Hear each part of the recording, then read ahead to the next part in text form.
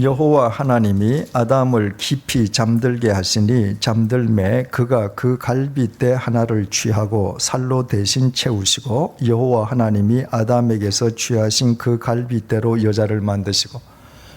여러분, 하나님께서 남자와 여자를 짝지어 주시고 너희들 둘이 한 몸이 되거라 이렇게 말씀하시는데, 남자와 여자의 근본이 다르면 어떻게 한 몸이 되겠습니까?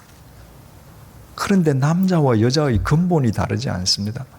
하나님께서 남자는 흙으로 지으시고 여자는 그 남자의 갈비뼈로 지으셨거든요. 근본이 같은 거예요.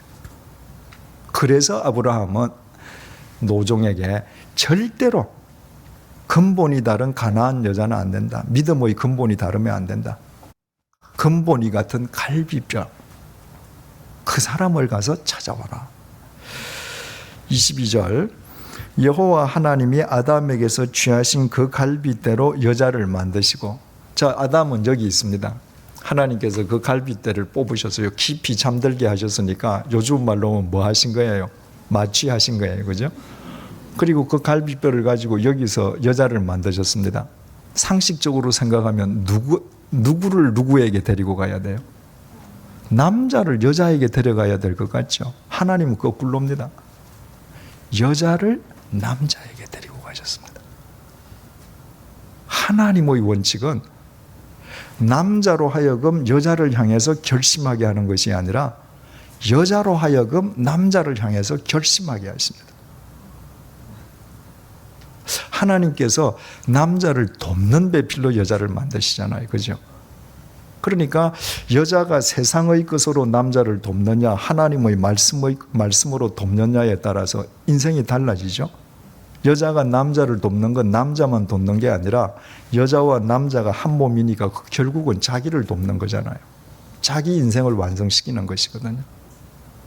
그래서 남자가 여자를 따라다니면서 매일매일 나의 태양하고 결혼하는 것도 참 아름다운 일입니다. 그러나 여자가 결심하기 전까지는 건실한 가정이 될 수 없습니다. 잠언서 14장 1절에 지혜로운 여자가 자기 집을 세우고 미련한 여자는 자기 손으로 자기 집을 헌다고. 솔로몬은 군대를 갖고 있으면서도 내 권력으로 내 집을 바로 세울 수 있다고 고백하지 않았잖아. 여자가 세우는 거거든요. 그래서 하나님께서는 여자가 결단하도록, 그래서 그 여자가 진리 위에 서서 바르게 가정을 지킬 때에 그 가정이 바르게 되도록 하나님의 법칙을 만드셨단 말이죠.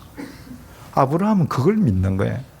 내 아들이 안 가도 하나님께서 반드시 결심하고 오게 하는 여자가 있다는 것을 믿는 것입니다.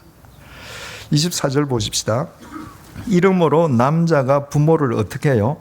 떠나 그의 아내와 합하여 둘이 한 몸을 이룰지로다. 아브라함은 결혼을, 며느리를 맞는 것이 아니라 내 자식을 보내는 것임을 알았습니다. 그래서 내 며느리 데려오라고 말하지 않고 내 아들의 아내를 선택해서 데리고 오라고 얘기했습니다. 부모를 떠나서 둘이서 한 몸이 되라. 이것이 가정 형편이 안 되는데 굳이 모든 믿는 부모는 자식을 분가시켜야 된다, 그런 의미가 아니라고 그랬지 않습니까? 같은 집에서 살 수 있어요. 리브가가 와서 어디에서 살았습니까? 돌아가신 시어머니의 장막에서 살았잖아요. 아브라함과 같은 집에서 삽니다. 그런데도 아브라함은 마음속으로 떠나보냈습니다. 마음속으로 독립시켰어요. 그래서 이 창세기 24장을 기점으로, 이삭이 결혼하는 것을 기점으로 아브라함의 이야기는 그냥 슬며시 사라집니다. 시대가 바뀌는 거예요.